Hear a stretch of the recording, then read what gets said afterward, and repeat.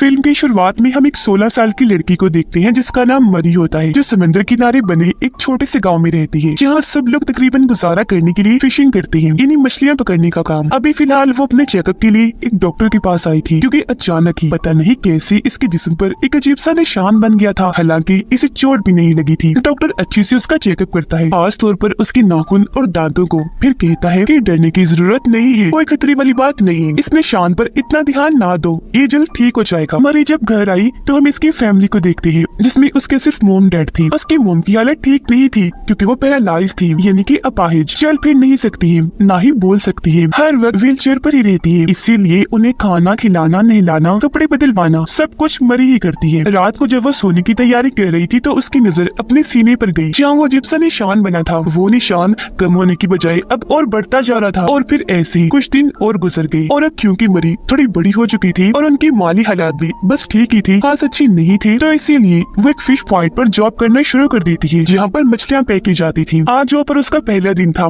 जहाँ काम उसे फिश पॉइंट का मैनेजर सिखा रहा था। एक बुरा वर्कर जिसे कोई भी अच्छा नहीं समझता था, वो दूर से खड़ा होकर मरी को बड़ी अजीब नजरों से घूरता जा रहा था। यहाँ मरी की नजर एक डिलीवरी बॉय पर गई, जो मछलियाँ हर घर में देने का काम करता था, जिसका नाम डैनियल था। वो भी मरी को देख रहा था। दोनों एक दूसरे को पहले ही नजर में पसंद आ गई थी। अब जब डैनियल मछलियाँ उठाकर जा रहा था तो उस बुरे वर्कर की वजह से वो नीचे गिर गया, जिससे उसकी सारी मछलियाँ भी नीचे गिर जाती है। ये देखकर मरी जल्दी से उसकी मदद करने आई, और इस तरह उन दोनों की बात शुरू हो गई। इसके बाद मरी जब खराब मछलियाँ बाहर फेंकने गई तो वो बुरा वर्कर उससे मछलियों वाले कचरे में फेंक देता है, जो पूरी तरह खराब सड़ी मछलियों और पानी से भरा हुआ था। खैर थोड़ी ही देर में मरी वहाँ से बाहर आ गई, जहाँ बाकी वर्कर भी खड़े हुए थे, लेकिन वो हैरान होने की बजाय ऐसे खड़े थे जैसे कोई नॉर्मल चीज हुई हो, और तोड़ फिर तालियां बजाने लगते हैं, ये कहते हुए कि काम पर पहले दिन सबका वेलकम ऐसे किया जाता है। काम खत्म करने के बाद जब वो घर आई तो देखती है कि आज भी हमारे घर डॉक्टर आए हुए हैं, जो उसकी मॉम को लेकर बड़ी सीरियस बात कर रही थी, और अपने साथ एक फाइल भी लाई होती है, जो अभी उन्होंने हाथ में पकड़ी हुई थी। लेकिन जैसी मरी अंदर आई, वो फाइल को अपने बॉक्स में बंद कर लेती है, जैसे वो ये सब कुछ मरी से छुपाना चाहती है। मरी अपने डैड से पूछती है कि क्या हुआ, सब खैरियत है, मॉम ठीक तो है, आज क्यों आई है डॉक्टर। इस पर उसकी डैड कहती है, वो दरअसल बेटा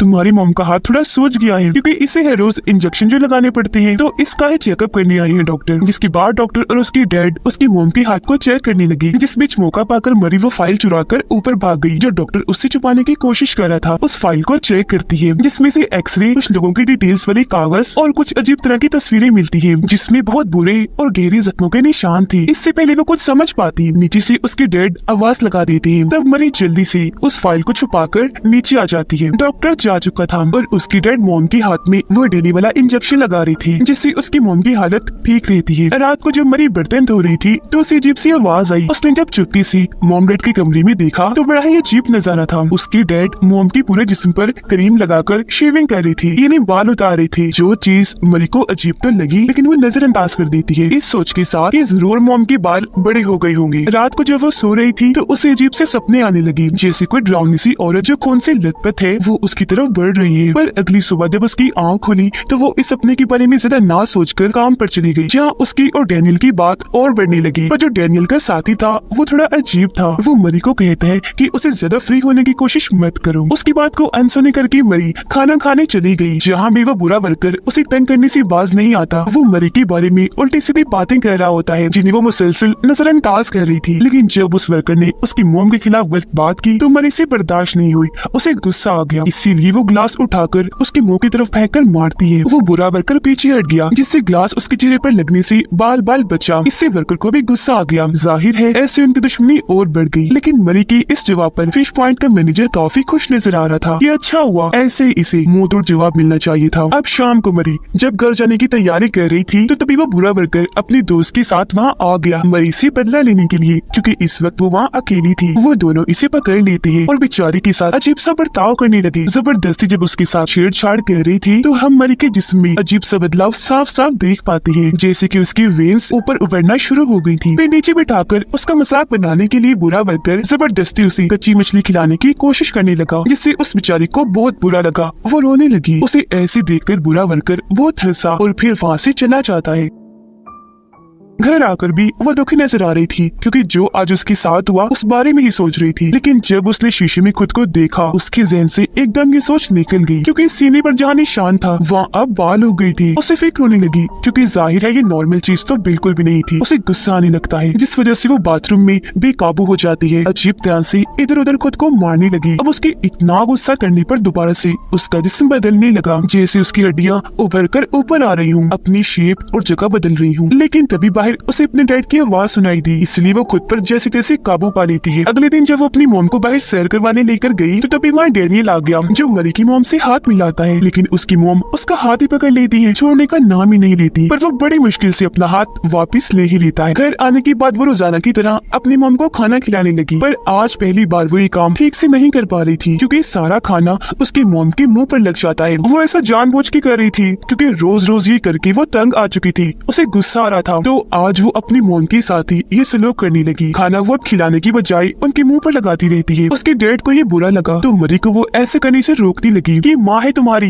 ये क्या फजूल हरकत है। पर यहाँ वो अपने डैड को ही बुरा भला बोलकर कमरे में चली गई कि आप खिला लो खाना, मैं रोज रोज ये काम करके पक गई हूँ। कमरे में आकर वो दोबारा से अपना निशान चेक करने लगी जो वक्त के साथ साथ बढ़ता जा रहा था। निशान के बढ़ने के साथ उसका गुस्सा भी बढ़ रहा था। तभी यहाँ उसके डैड भी आ गई और पूछ लेती है ये क्या तरीका था बात करने का, क्या चल रहा है आखिर। इस पर वो कोई बात का जवाब ना देकर सीधा अपना निशान ही दिखा देती है, जो देखकर वो दंग रह गई। ऐसा लग रहा था जैसे वो पहले से इस सब के बारे में जानते हूँ। मरी ने आज खुद ही उन बालों को साफ कर दिया जो उसके निशान पर बन रही थी, जिसके बाद वो उस फाइल को चेक करने लगी जो उसने डॉक्टर से चुराई थी। उसमें सबसे पहले एक शिप की तस्वीर थी, फिर कुछ जख्मी लोगों की जिन पर भारी हमले हुए थे क्योंकि उनकी चोटों के निशान बहुत गहरे थे। आखिर में वो एक औरत के स्केच को देखती है जिसका पूरा जिस्म बालों से भरा हुआ था। ये सब देखकर वो समझने की कोशिश में लगी ही थी कि तभी उसके घर दोबारा से डॉक्टर आ जाते हैं जो इस बार मरी को इंजेक्शन लगाने आई थी, वही वाला जो उसकी मोम को भी लगाए जाते हैं। यहाँ भी वो अपना गुस्सा दिखा ही देती है, डॉक्टर के साथ बदतमीजी करके बगैर इंजेक्शन लगवाए वहाँ से निकल जाती है। घर से निकलकर वो सीधा उस शिप में पहुंची जिसकी तस्वीर मरी ने उस फाइल में देखी थी। शिप के अंदर आने के बाद जब उसने यहाँ चेक किया तो उसे बड़ी बड़ी पंजों के निशान दिखे जिससे वो हैरत में पड़ गई। उसके दिमाग में और सवाल आने लगे कि ये सब क्या है, जिनका जवाब पाने के लिए वो सीधा फिश पॉइंट के मैनेजर के पास गई क्योंकि छोटा सा गाँव है तो सब एक दूसरे के बारे में जानते होंगे। पर यहाँ मैनेजर ने उसे ठीक से कोई जवाब नहीं दिया बल्कि वो उसे लेकर एक क्लब में आ गया जहाँ पर डैनियल, बुरा वर्कर सब मौजूद थी। वो यहाँ मरी को भी शराब पिलाती है। वो थोड़ा नशे में हुई जिसके बाद डैनियल को लेकर एक खुफिया जगह पर आ गई। वो आज बहुत खुश थी क्योंकि जिससे वो प्यार करती थी आज वो उसके साथ था, पर उसके इतना खुश होने की वजह से भी उसके जिस्म पर बाल उगते जा रहे थे। वो यहाँ इतनी बदली कि उसकी आंखों का रंग भी बदलकर गोल्डन हो गया जिससे वो काफी अजीब दिखाई दे रही थी। फिर घर आने के बाद जब वो सोने अपने कमरे में गई तब उसके डैड जबरदस्ती उसे पकड़कर डॉक्टर के साथ मिलकर इंजेक्शन लगाने की कोशिश करने लगे। ये देखकर मरी की आंख खुल गई।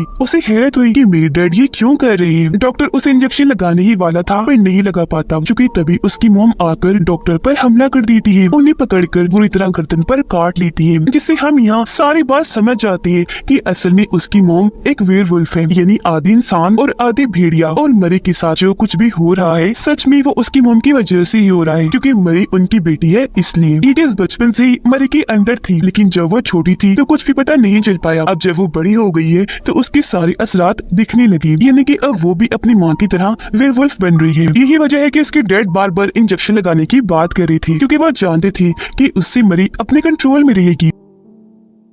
खैर अब मरी और उसके डैड डॉक्टर की लाश को ठिकाने लगाने के लिए घर के पिछले हिस्से में उसे दफना देते हैं क्योंकि अगर किसी को पता चला कि मरी की मोम ने डॉक्टर को मार दिया तो बहुत गड़बड़ हो जाएगी। अब यहाँ हम ये तो जान गए कि उसकी मोम एक वेयरवुल्फ है, पर सवाल ये बनता है कि वो आखिर वेयरवुल्फ बनी कैसे। तो इसका जवाब वो शिप है जिसके अंदर मरी चेक करने गई थी। असल में वहाँ कुछ रशियन लोग आए थे, मरी की मोम भी उनके साथ थी, जहाँ उन लोगों ने उन पर उल्टे सीधे टेस्ट करके और बस तभी से ये ऐसी है। ये शिप में वेयरवुल्फ बन गई थी जहाँ उन्होंने सब रशियंस पर हमला करके उन्हें मार दिया। इस बारे में जब गाँव वालों को पता चला तो मरी की मोम को मारने के लिए आए, पर उसके डैड ने उन्हें अपना कर समझौता किया क्योंकि वो उन्हें बचपन से ही जानते थे, पर उन्हें ये पता नहीं था कि ये कर्ज उनकी इकलौती बेटी मरी को भी लग जाएगा। मरी यहाँ अपनी मोम को नहलाकर अच्छे से साफ कर देती है। उसकी मोम दुख भरी निगाहों से मरी की तरफ देखने लगी और आज वो पहली बार यह अपनी मोम की असली दर्द को समझी थी। अगली सुबह जैसी हुई तो कुछ गाँव वाले उनके घर आ जाते हैं क्योंकि डॉक्टर का कोई अता पता नहीं था, इसलिए पहला शक मरी की मोम पर ही गया। वो यहाँ उसकी मम के कपड़े उतरवा कर चेक करती है कि इस वक्त वो जानवर है या इंसान, पर क्योंकि अभी वो इंसान थी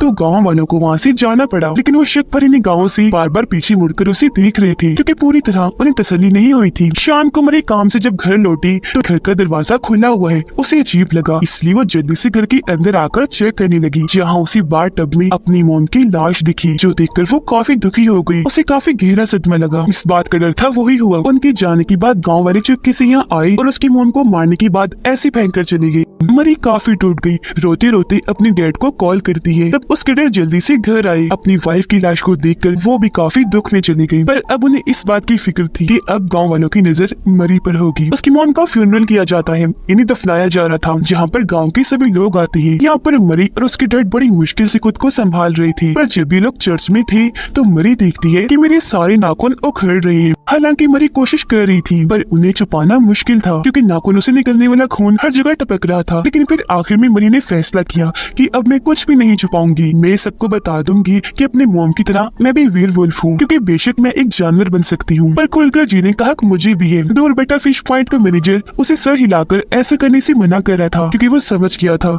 कि मरी के इरादे क्या है, वो क्या करना चाहती है। लेकिन फिर भी मरी ने बारी बारी सबके पास जाकर सबको अपने नाखून दिखा ही दिए, जिस वजह से उसकी डैड भी काफी घबरा गई क्योंकि वो जानती थी कि मौका मिलते ही गाँव वाले इसे भी मार देंगे। इसलिए वो फ्यूनरल को छोड़कर उसे घर ले आई। समझाने की कोशिश करती है कि खुद पर काबू पाओ और अपनी पहचान को छुपा के रखो कि तुम भी आधे जानवर हो। पर मरी तो कुछ भी समझने को तैयार नहीं थी। उसे गुस्सा आ रहा था जो वो कांच के गिलास को चबा कर दिखा रही थी। ऐसा करने से उसके मुंह से खून आने लगा। अब यहाँ वो जितना ज्यादा गुस्सा करेगी उतनी ही जल्दी वो जानवर बनेगी, यानी वेयरवुल्फ। अगले दिन वो देखती है कि बाल मेरे माथे पर भी उग रहे हैं, जो उसके डैड ने भी देख लिए थे। इसीलिए वो उसे बाहर जाने से मना कर रही थी, पर वो कहाँ सुनने वाली थी। बाहर चली ही जाती है क्योंकि उसे आजादी चाहिए जो ये गाँव वाले उसे नहीं दे सकते। अब जब वो काम पर आई तो हर कोई उसके जिस्म पर उगने वाले बड़े बड़े बालों को साफ साफ देख पा रहा था। अब इस वक्त तो कोई भी उसे कुछ नहीं कहता, लेकिन शाम को जब वो घर जा रही थी तो गांव के बहुत सारे लोग उसके पीछे पड़ जाते हैं। वो भागी और अपनी जान बचाने के लिए मैनेजर के घर जाने की कोशिश करने लगी, पर उसने भी दरवाजा नहीं खोला। वो वहाँ से भाग जाती है और क्योंकि भागते भागते उसे काफी देर हो गई थी तो अब यहाँ वो काम लेती है अपने गुस्से से। वो आगे बढ़ी जहाँ पर एक लड़का बाइक पर बैठा हुआ था। तब मरी वेयरवुल्फ बनकर झपट कर आई और उस पर हमला कर देती है, फिर उसके गले पर काट कर उसे कच्चा ही खा जाती है। अब ये गाँव वाला और कोई नहीं बल्कि बुरा वर्कर था, जिससे वो समझ गई कि अब मुझे कोई भी नहीं छोड़ेगा क्योंकि ये हरकत उसने सबके सामने की थी।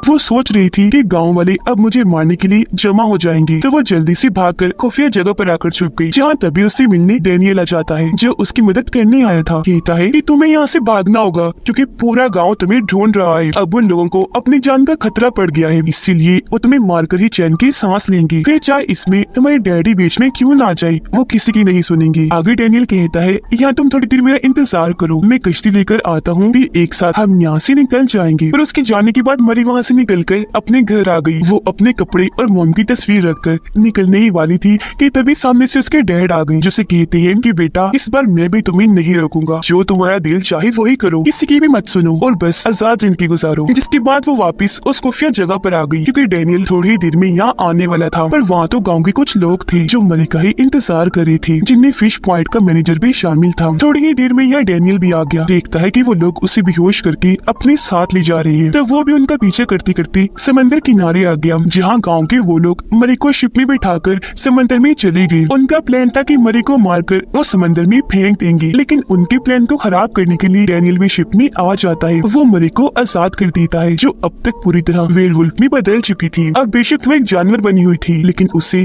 सही और गलत की पहचान थी। वो बाहर निकली गाँव वालों का शिकार करने के लिए। उसे पकड़ने के लिए वो लोग जैसे उसके सामने आए, एक एक करके बुरी तरह वो उन पर हमला करके उन्हें खा जाती है, क्योंकि इस वक्त गुस्से की वजह से वो बहुत खतरनाक और खूंखार बनी हुई थी। जहाँ आखिर में उसका सामना हुआ मैनेजर से, जो अब उसके सामने मासूम बनने की कोशिश कर रहा था कि मैंने कुछ नहीं किया, लेकिन मरी सच्चाई जानती थी, इसीलिए वो उस पर भी हमला करके उसे काट कर चीर देती है और यहाँ उसने सबको मार दिया। डेनियल उसे ऐसा पाकर उसके पास आने से डर रहा था, क्योंकि जब मरी ने पीछे मुड़ के देखा तो वो बहुत डरावनी लग रही थी, पर वो उसे कुछ नहीं कहती क्योंकि जानती थी कि डेनियल मेरे लिए खतरा नहीं है, बल्कि ये मुझसे प्यार करता है और मैं है इससे, जिससे हम यहाँ समझ पाए कि इसकी तरह इसकी मौत को भी अच्छे बुरे का फर्क था कि कौन मेरे लिए खतरा है और कौन नहीं। बेकसूर लोगों को कुछ नहीं कहना, लेकिन फिर भी इन जालिम इंसानों ने अपने बचाव और सिर्फ डर की बुनियाद पर उस बेचारी को हमेशा पैरालाइज करके रखा। अब ये सब मरे करना तो नहीं चाहती थी, पर अपने बचाव में उसे ऐसा करना पड़ा। उसे दुख था, इसीलिए वो रोने लगती है। तब डैनियल उसे गले से लगाकर हौसला देता है और ये लोग उस शिप को लेकर आगे निकल गए एक नई दुनिया बसाने के लिए। और इसी के साथ इस फिल्म की कहानी इधर ही खत्म हो जाती है।